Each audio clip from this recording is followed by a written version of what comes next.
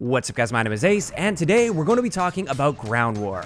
I've had a lot of people asking me for tips on how to improve at Ground War, and they really want to get into Ground War more, but they're just struggling a lot. So today I'm going to be sharing my best tips with you guys to help you succeed while playing the Ground War modes.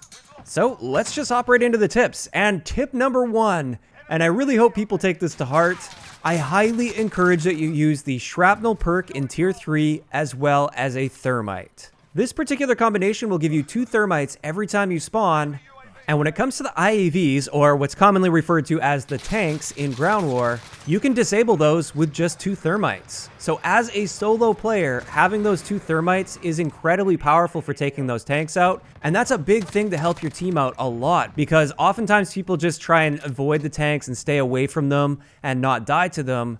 And as a result, they can have a huge impact on the game by forcing people inside and forcing people away from objectives. So as a solo player, it's great to be running this combination, but even better, if you can have several people on a team using this particular setup, your team should never really have to worry about tanks at all. This brings us to the next tip, and this is understanding the big picture of a match in Ground War. And this is something that I don't think many players actually think about or care about at all. They just focus on what's in front of them, or they focus on the one flag that they're near, and they don't really consider anything outside of their immediate surroundings. So when it comes to this, the most important thing to focus on is the layout of the flags, and which flags your team is holding, which flags the enemy team is holding, and also who's capturing what at any given time. Just like with the standard domination game mode, map control is very important. So you want to be holding multiple flags, but you don't necessarily want to go for all of them unless you really have a dominant team. This is especially true in Ground War because you can choose to spawn on any flag that your team owns. So as an example, if your team holds A, B, and C, the enemy team, unless they're using squad spawns, they will have to be spawning at D, E, or their home spawn. What this means is generally things are a lot more contained in this state. Enemies will generally be coming from one direction, not all different directions.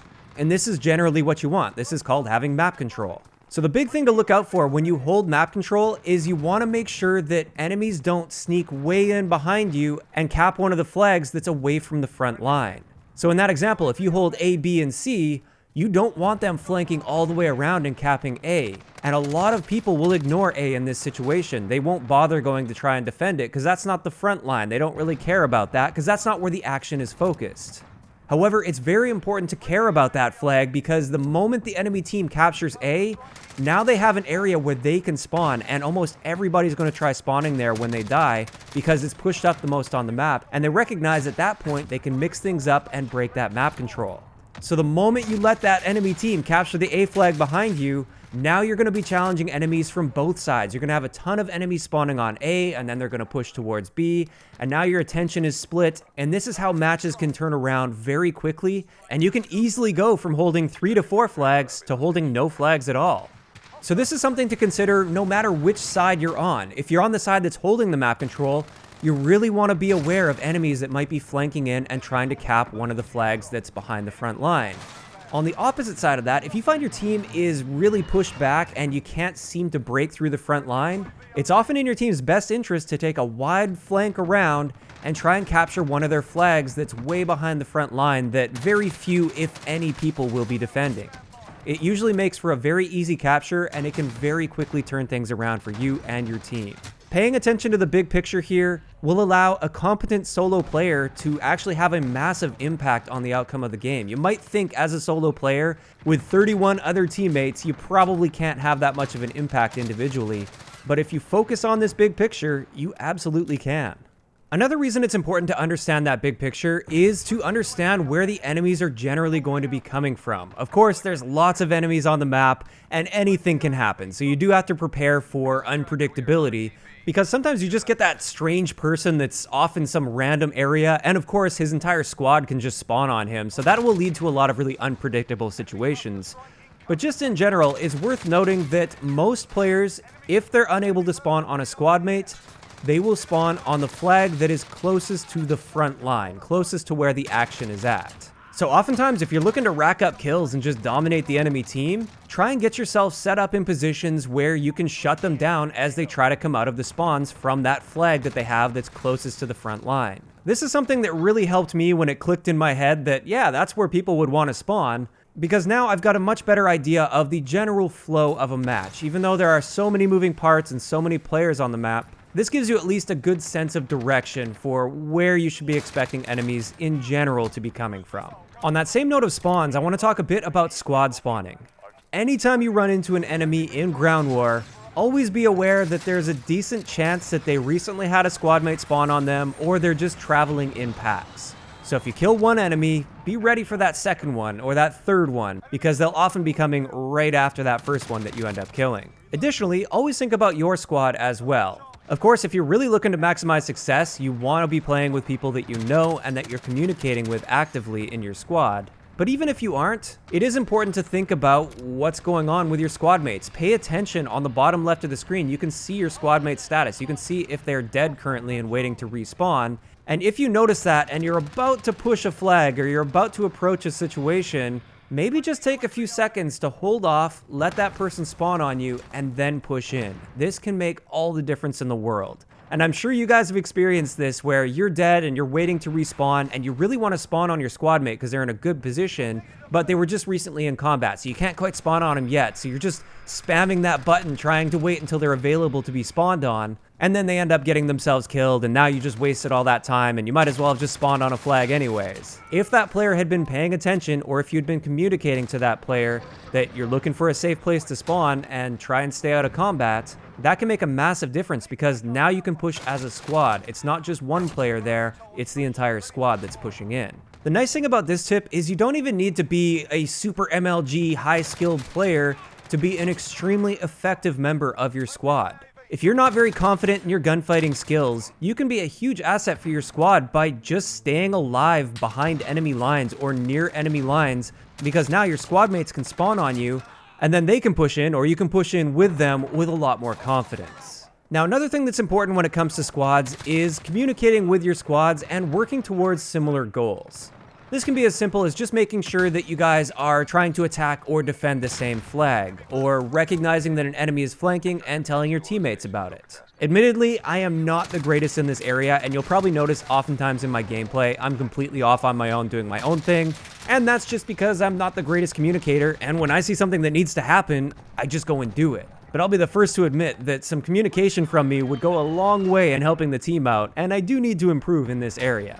But this brings us into the next tip, and this has to do with sniping in Ground War. Sniping in this mode is a ton of fun, but I do see a lot of snipers making the big mistake of constantly pre-aiming things. And the big problem with this is there is a massive amount of scope glint anytime you aim down sight with a sniper rifle, so you're just giving your position away every time you aim down sight. So my big tip, if you are trying to snipe effectively in Ground War, is pick and choose your moments to aim down sight at your enemies. You're much better off spotting the enemies without aiming down sight first.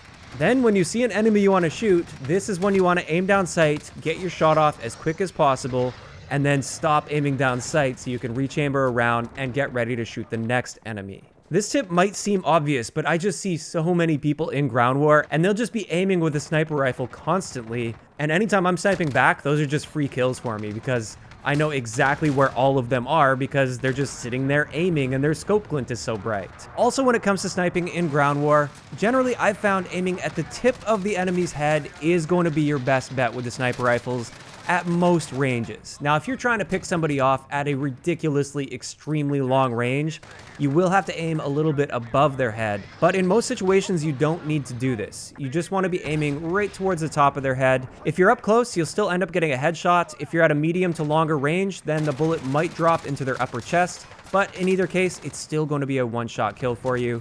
I've been seeing a lot of clips of people that aim way too high, or they just aim for like center mass, and then the bullet drops into the stomach and is therefore not a one-shot kill. Next up, I want to talk a little bit about opening routes. I know it's kind of a weird thing to talk about later in the video, but I'm just going through as my list is written down. These are in no particular order. But when it comes to opening routes, generally speaking, you want to get to a helicopter. Helicopters will get you map control early on, and that's very important. If you do manage to get in the helicopter and you're piloting it, The first thing is always make sure you wait for teammates to fill up the helicopter before moving on. If you take that helicopter on your own, you're being very selfish and you're going to set your team back quite a bit, because instead of having a full squad of people pushed up on the map, now it's just you, and you're most likely just going to get picked off as a single player, so you've just wasted that very valuable tool at the beginning of a match. But once you get loaded up with your teammates in the helicopter, I find generally what you want to do is push up for solid map control and get out of the helicopter quickly. You don't want to be lingering around and just waiting up in the air for enemies to shoot at you. You want to get your teammates on the ground and pushed up quite far on the map as soon as possible so you can take that early map control. Another thing to mention with opening routes that also applies sometimes mid-match as well, if you don't want to go for the helicopter or you don't get to it in time, you can jump on top of pretty much any vehicle in the game and go for a ride on that. So as an example, if you see two guys hop on an ATV, there's an opportunity for you to possibly hop on top of them as well. You don't have to actually be in the vehicle. You can just stand on top of it and they can take you with them. And this is great because the more players you get pushed up on the map early on, the better off you're going to be. This also applies to tanks. I use this very often with tanks. When the tanks fill up really quickly, you can just get in front of them, jump up on top of it, and take that for a ride. And it's much more effective than just sprinting off of spawn all the way into the action. And with that, that's going to cover it for a bunch of great tips that I have for you guys to help you improve in the Ground War game modes. I'd like to know in the comment section below, first off, what are your thoughts on Ground War in general? Have you been playing Ground War a lot, or do you tend to stick to the other modes? And also, if you are a relatively experienced Ground War player, what tips would you add to this video? If you enjoyed the video, a like rating is always appreciated, and don't forget to subscribe for more if you haven't already. I'll talk to you guys next time.